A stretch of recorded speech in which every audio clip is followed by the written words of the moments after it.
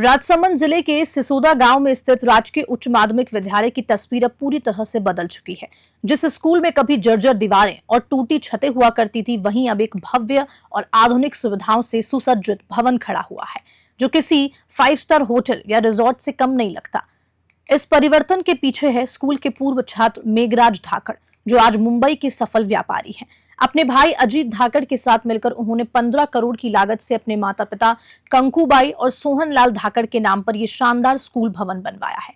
मेघराज धाकड़ का कहना है कि जब वे अपने गांव लौटे और स्कूल की हालत देखी तो मन विचलित सा हो गया। तभी उन्होंने निश्चय किया कि वे इस स्कूल को अपनी मातृभूमि और बचपन की शिक्षा का सच्चा उपहार देंगे।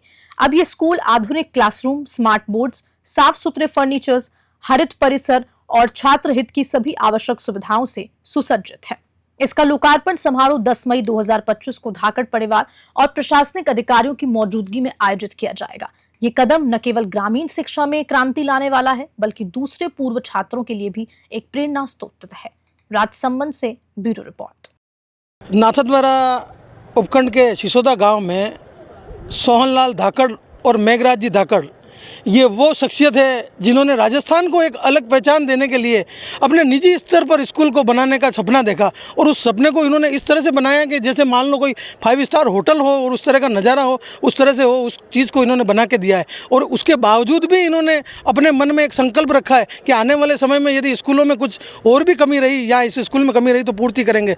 मैं इसी संदर्भ में धाकड़ साहब के साथ हूँ, और धाकड़ साहब क्या कहना चाहते हैं। धाकड़ साहब, यहाँ पर जो बच्चे पढ़ेंगे उनके लिए और क्या सपना है आपका?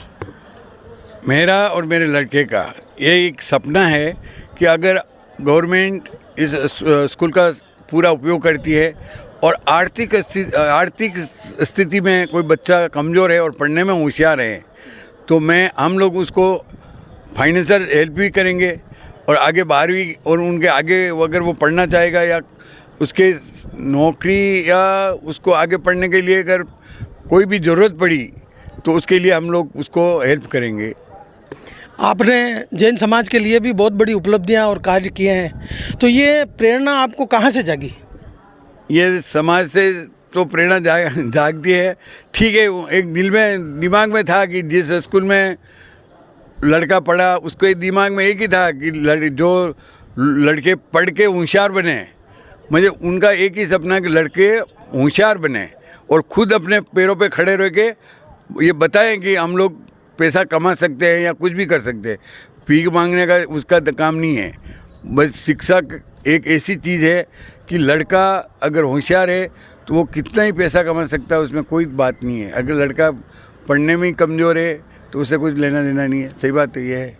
हम तो ये चाहते हैं कि गवर्नमेंट इस बिल्डिंग का पूरा उपयोग ले और हमारे से जो मदद होगी आर्थिक जो भी हम लोग देने के लिए तैयार हैं। ठीक है, तो देखा आपने कि करोड़ों रुपए खर्च करने के बाद भी एक सादगीपूर्ण व्यवहार के साथ अपने आप को अभी भी आर्थिक रूप से और समर्पित करने के लिए तैयार है ये धाकड़ परिवार।